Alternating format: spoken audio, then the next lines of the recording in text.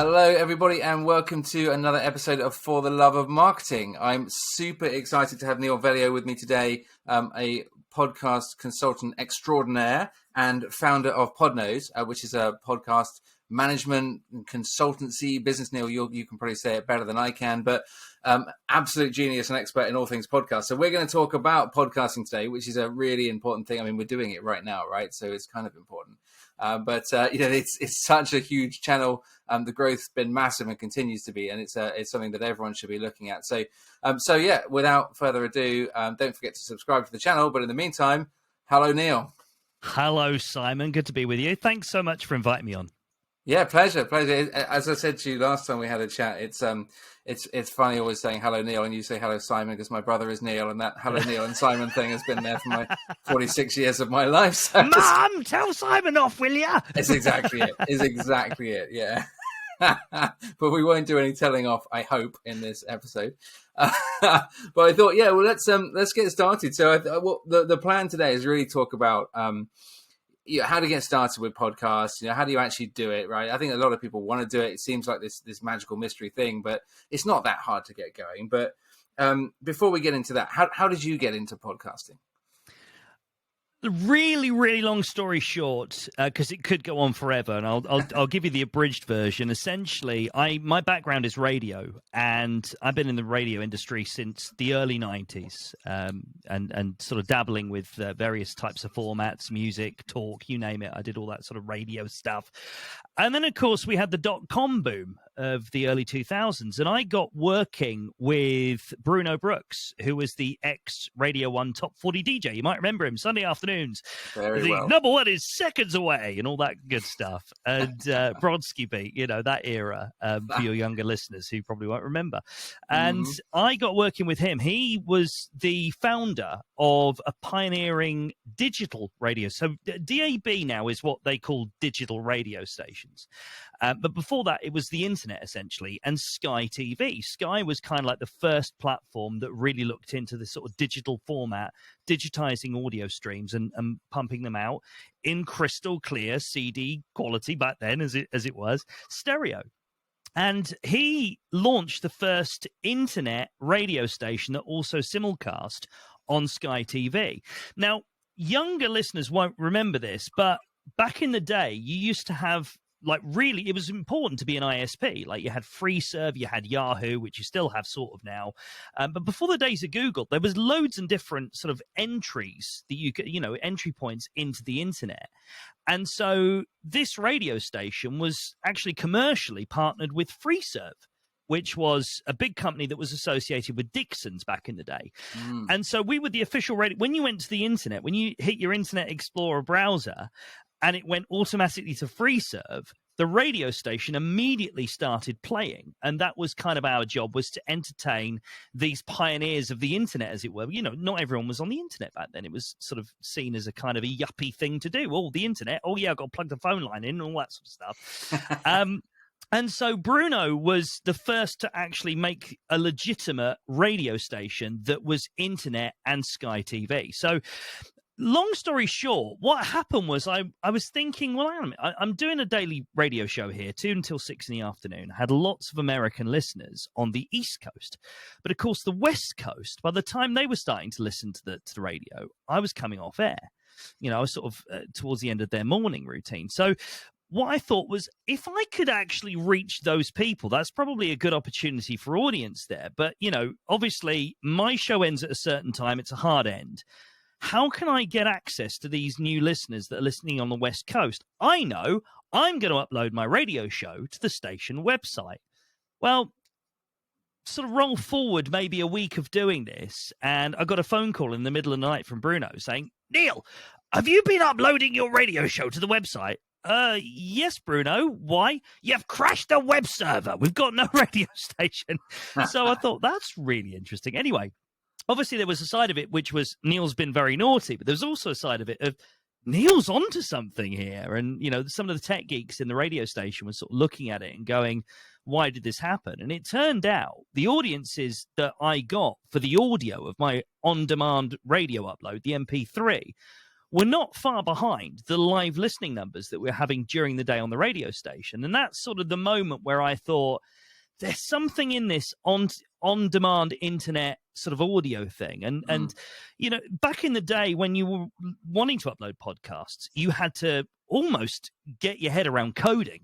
You know, you had to sort of write RSS feeds as XML documents and know what you were doing with that. And, you know, the early days, I was going via web blogs and sort of following the instructions. And you know, you had to demand, you know, rely on the end user, the listener, knowing about the technology they needed to be able to download the audio. So I just, from that sort of, it's almost like, you know, why do mechanics want to work on big prestige cars? It's because they've got their hands greasy on the old bangers, you know, and it's sort of the same thing with me, really, with, you know, having that early adoption.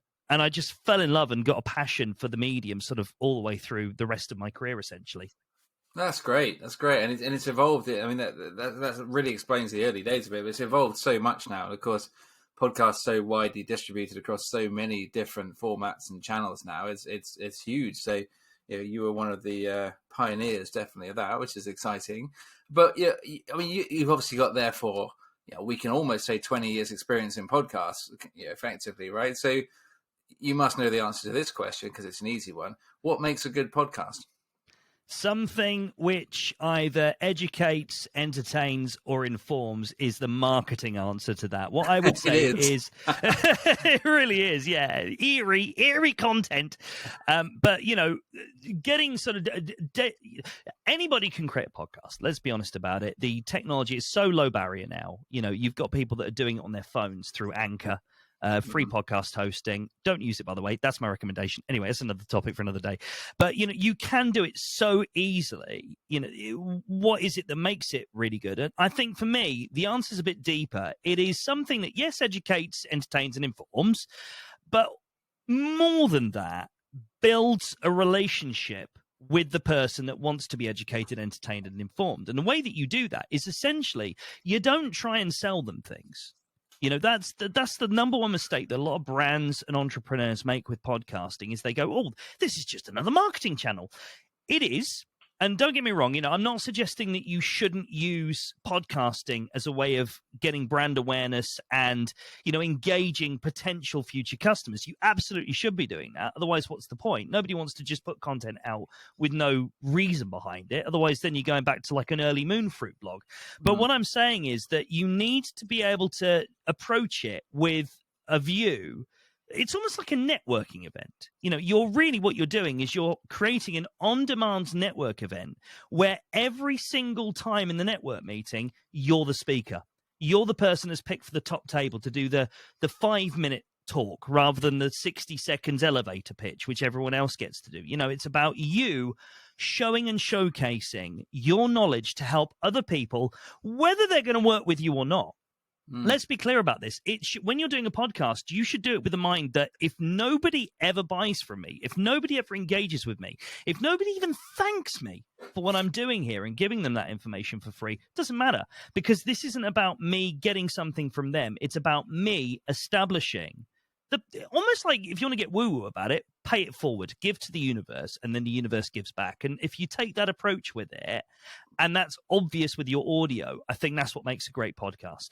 Yeah, I think it's a good point. I mean, it's similar to what I always talk about, and I've said this on some of our other episodes around authenticity. You know, the importance of having a genuine, authentic conversation with someone, and you know, not trying to just force that into, as you say, a sales message or an obvious pitch or something like that. I think if there's an opportunity to discuss a topic that you genuinely have a useful opinion on and can discuss with someone else who has a useful opinion on it, they don't have to agree with each other.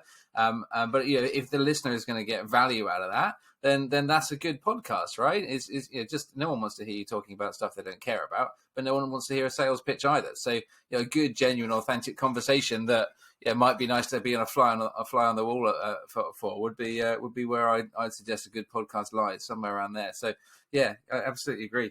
Awesome. That's very cool. So we talked about how you got started with podcasts.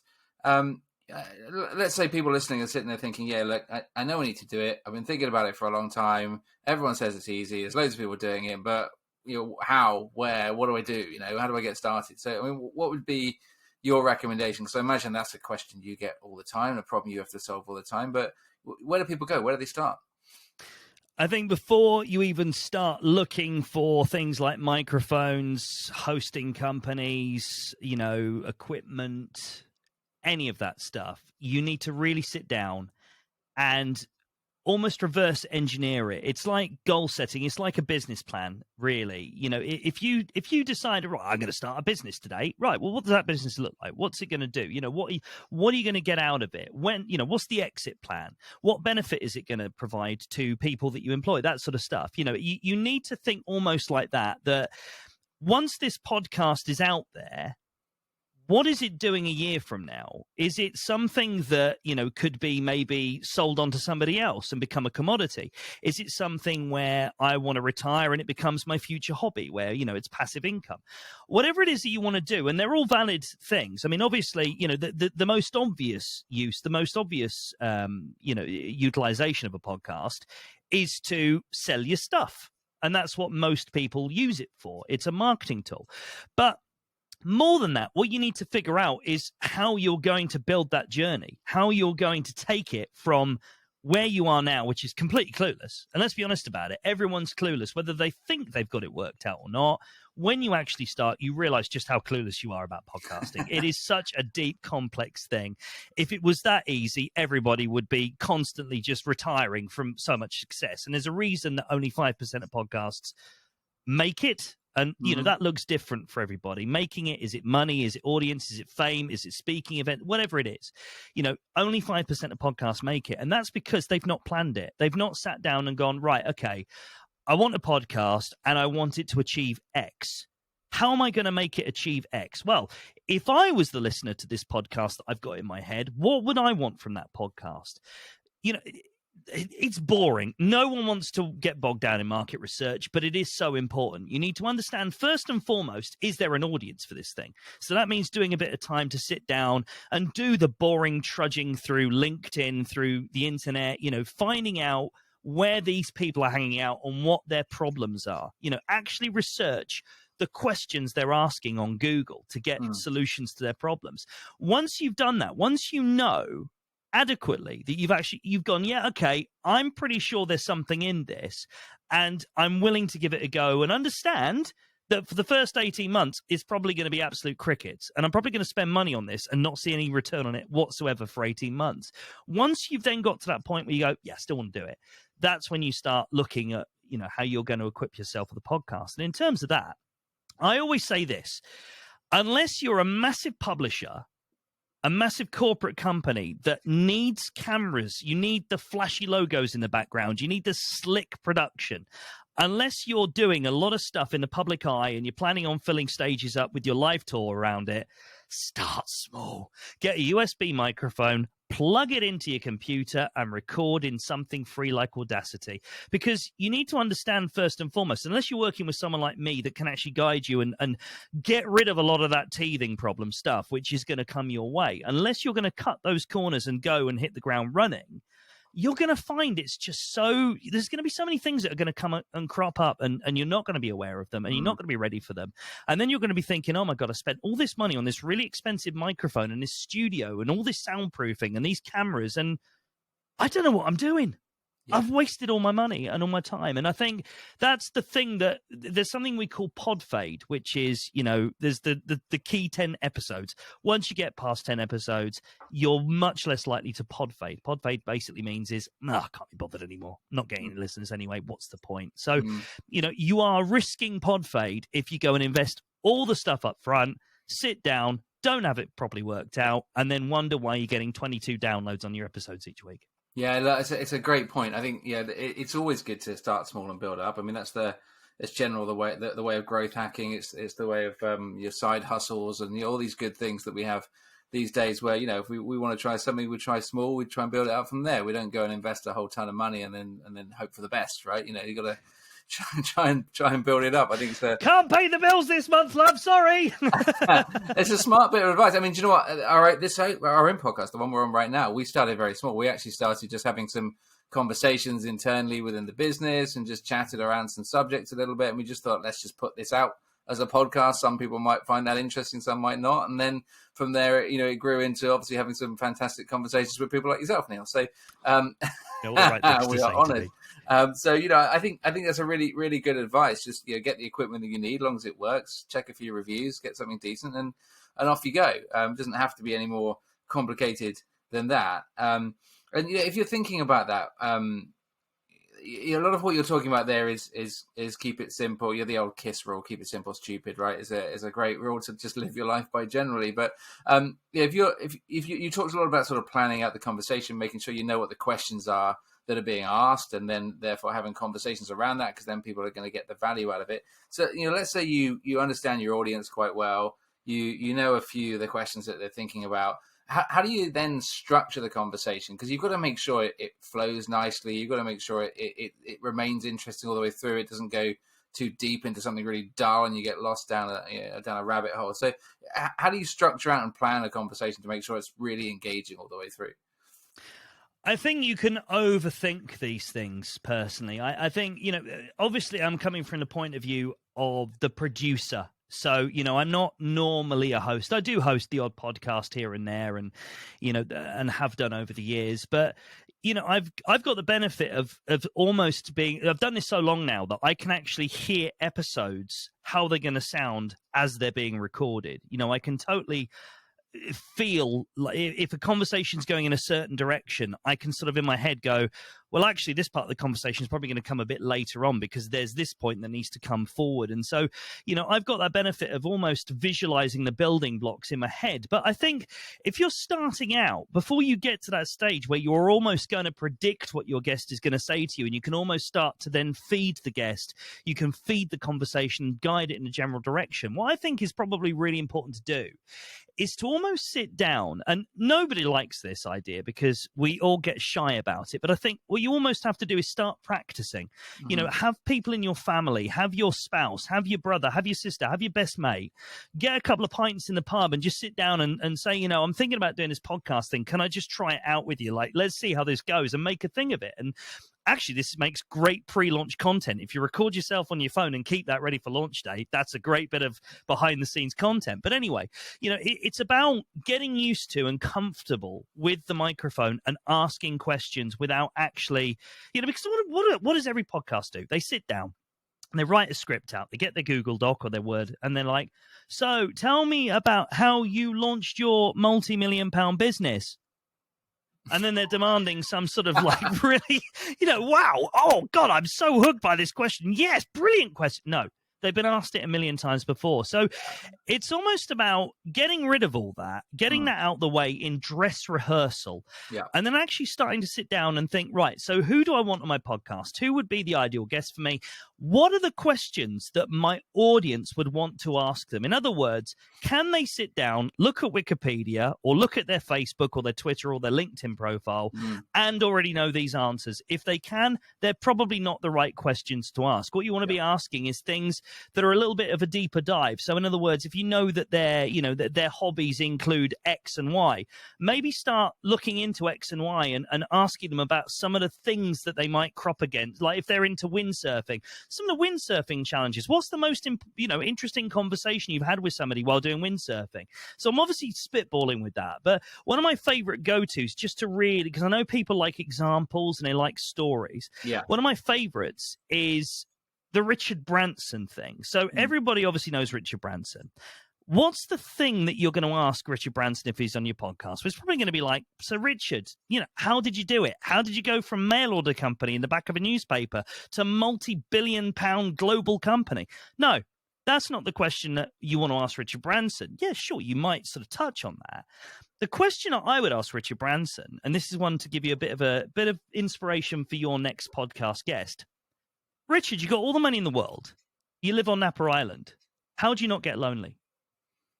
Because that's the sort of question that's going to make him think emotionally, wow, that's a connection point. Because obviously you're understanding, you've got that empathy then that money is obviously a very useful commodity. The more we have of it, the better our lives are. However, money doesn't make you happy and it doesn't give you company. And outside of his family, he's probably not got a lot of people going to visit him on Napa Island. in down season. Certainly not when the sun's out. So how does Richard Branson sit around and cope with the fact that all he's got around him are the people that he either knows on a day-to-day basis that are in his family or his friends, closest friends? That's it. How do you deal with that level of isolation? And that, for me, is where you're then going to suddenly go down a completely new rabbit hole of questions and answers that nobody else will have. And it's just about empathizing and understanding that sort of, that line of questioning. That's a really good insight, actually, Neal. Trying to take a new angle and approach something different. It's great for the guest to be exploring something quite new, and it's great for the listener to hear something that they just won't find anywhere else. So yeah, it's really good. But what are your hobbies? Windsurfing or? I don't do any windsurfing at all. Visiting Caribbean islands? No, I've never been to Necker Island either, I'm afraid. No, that's not on the hobbies either. Drinking beer and going for country walks now and again. No, I mean, who wants to know about that? The only thing I disagree with out of everything you said there is practicing it down the pub with a couple of friends and a couple of pints, because that can go horribly wrong. But otherwise, where's your sense of adventure, Simon? Come on, disrupt your podcast in the future. Otherwise, you're spot on.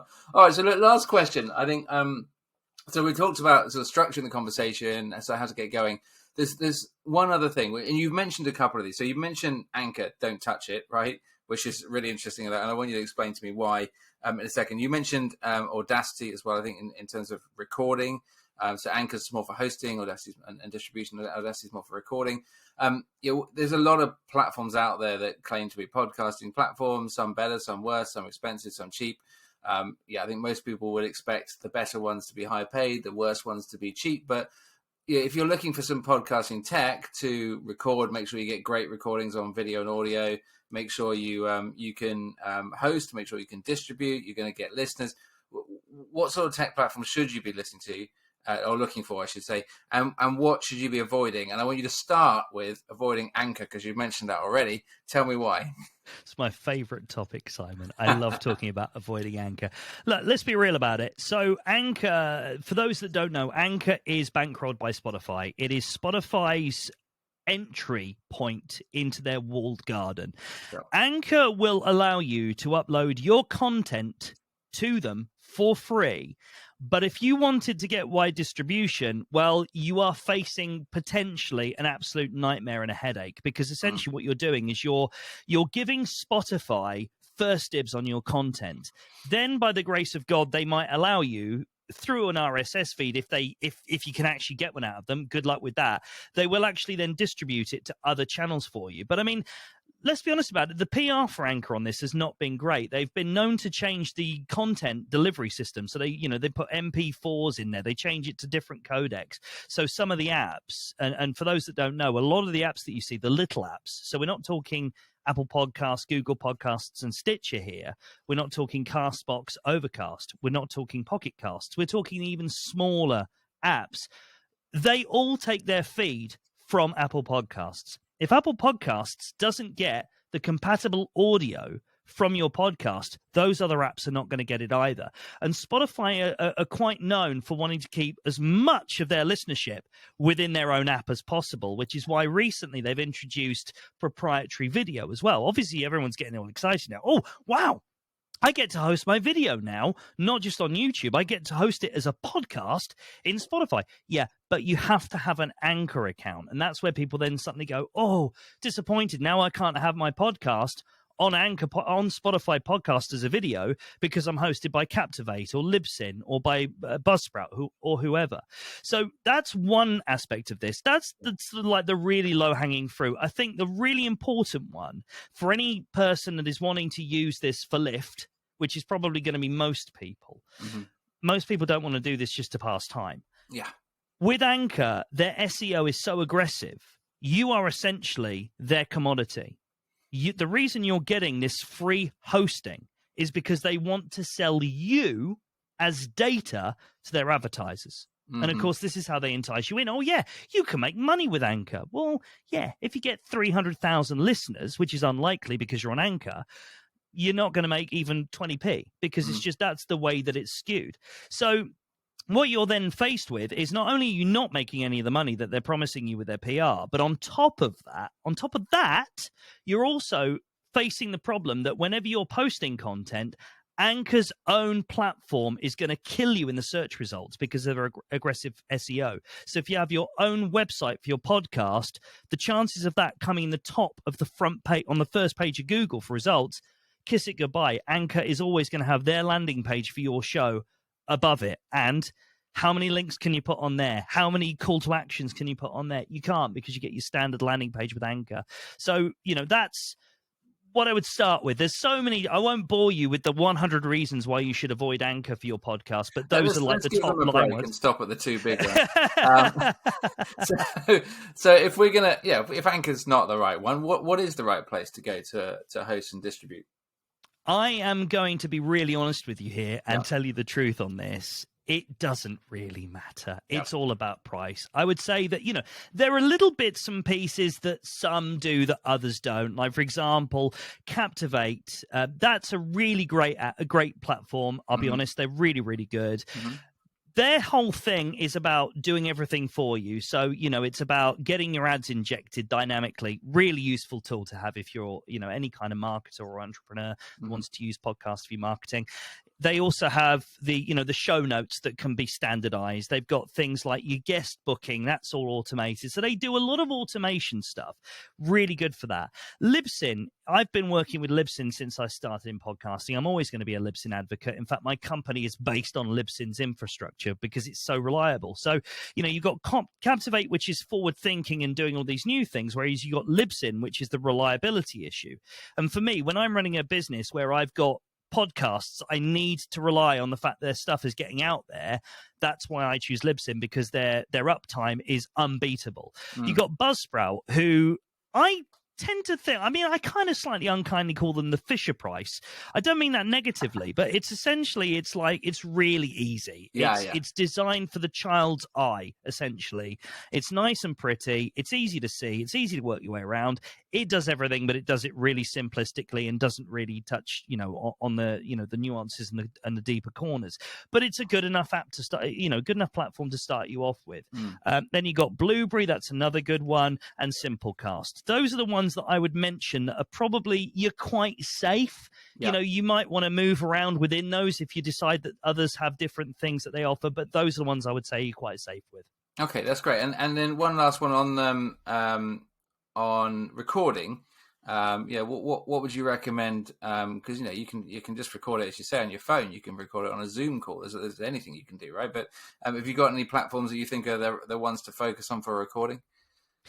I think as long as you've got your microphone sorted, most of the rest of it sort of takes care of itself. You're using Riverside to record this on, which is, great quality, really, really good. It's much better than Zoom. I'd say that if you're going to do a podcast where you're interviewing guests, probably don't use it for Zoom, because that's not what it's for. It's great for networking. It's great for, your sales calls, but it's not a podcast recording platform. And they do everything they can to try and make it better for you, but that's not what it's for. So you're looking at, Squadcast, you're looking at Riverside, you're looking at Zencaster.